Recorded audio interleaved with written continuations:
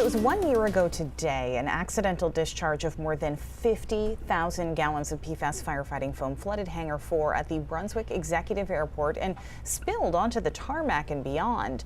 The foam, known for its harmful forever chemicals, prompted a cleanup and new laws to help prevent similar incidents. However, concerns continue among local residents regarding potential environmental and health impacts. News Center Maine's Vivian Lee has our update. A malfunction at Hangar 4 of the Brunswick Executive Airport released more than 50,000 gallons of firefighting foam containing toxic PFAS chemicals.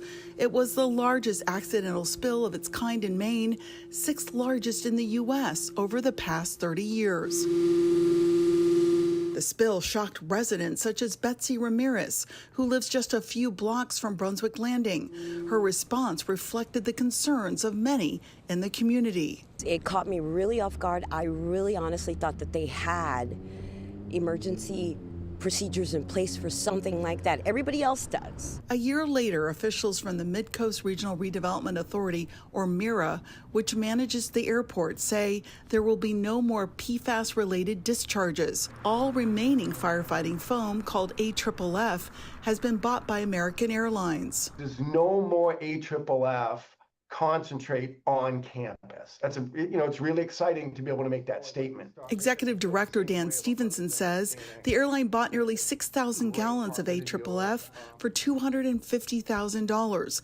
Mira will use the funds to clean out foam residue from the fire systems by 2026. All of the hangars at the airport now have 300-pound manual fire extinguishers to comply with safety regulations. We all need to proactively make sure this doesn't happen to any other community.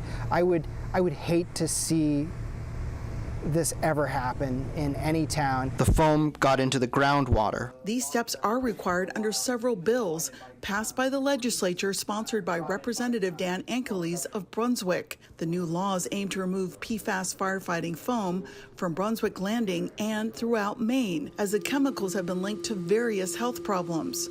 One bill mandates that the state fire marshal's office create a public list of AFFF in Maine. Although the state limited the use of the foam in 2021, up to 50,000 gallons may still be stored at airports, fire stations, and at other sites. Another bill gives the town of Brunswick more authority over who sits on the MIRA board and establishes environmental regulations for property transfers and construction at Brunswick Landing. Anytime they want to build something from now on, they'll have to be subjected to a much more rigorous environmental standard.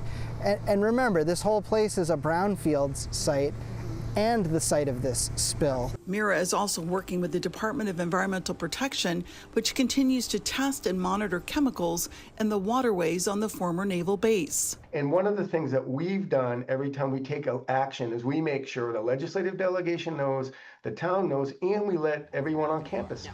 However, Ramirez says these steps are not enough to fully restore public trust. I do honestly have trust issues in regards to them keeping up with, you're putting all these things in play. Okay, let's make sure you guys are actually following the procedures. The goal is to ensure that public health and the environment are not further compromised.